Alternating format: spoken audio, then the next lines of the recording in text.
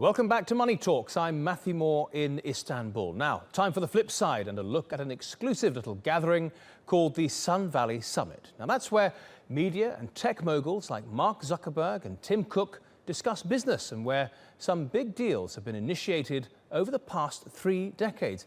Arguably, one of the most successful was Walt Disney CEO Michael Eisner's $19 billion deal to buy ABC in 1995. Disney went on to surpass Time Warner as the biggest entertainment company in the world. In 1999, AOL chatted about combining with Time Warner at Sun Valley. 2 years later, and $164 billion later, the two companies came together as AOL Time Warner. And Google's Eric Schmidt ran into the YouTube co-founder Chad Hurry at Sun Valley in 2006.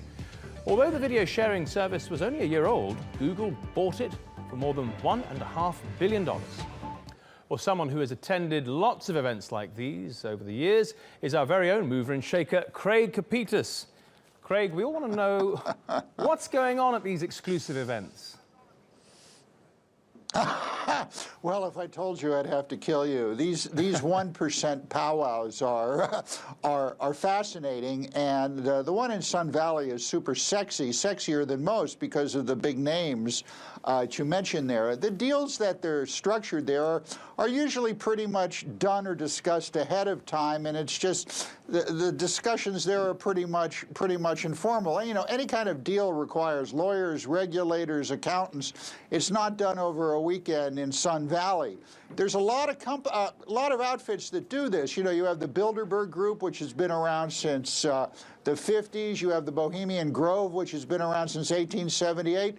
World Economic Forum, and of course the Aspen Ideas Institute, which is happening right now, the summit in Aspen, and all of them cost money to attend. Aspen, for instance, costs between $3,500 and $10,000 to get in the door. So these places are somewhat exclusive, but if you pay the money, you can get in, so they're not secretive. How important are these big events to these the people like Oprah Winfrey and Murdoch and so on? Well, you know, in all seriousness, Matthew, where they become important is where you get movers and shakers, businessmen sitting down with regulators and politicians. And where that happens principally are places like Bohemian Grove, the World Economic Forum, and of course Bilderberg. But the way it works is not as sexy as you would think. I was at one of these things. I can't mention the name of which one. But I'm in a tent and someone wakes me up and says, there's a bunch of people downstairs discussing buying a major print publication, and they've done all the work except they haven't spoken with any journalists about what they're going to do with the staff. They just realized that. You're the only journalist here in the camp. Could you just come down and talk with them for a minute? So that's pretty much how it happens.